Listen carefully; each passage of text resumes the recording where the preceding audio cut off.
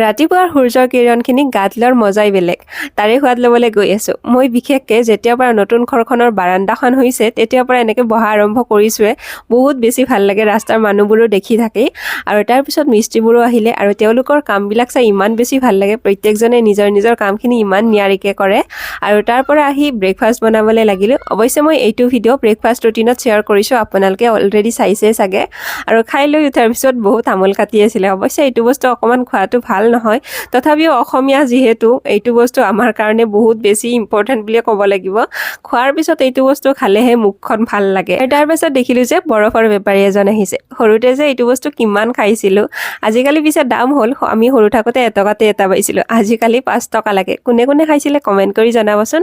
আৰু আজি দুপৰীয়া খানাটোও বহুত বেছি ভালকৈ খালোঁ, বহুত বিধ খোৱা বস্তু লগতো আছিলে, গতিকে খাই কিনে বহুত বেছি ভাল লাগিলে। আজিৰ ভিডিঅ'টো আছিল ইমানেই। সোনকালে লগ পাম, ধন্যবাদ।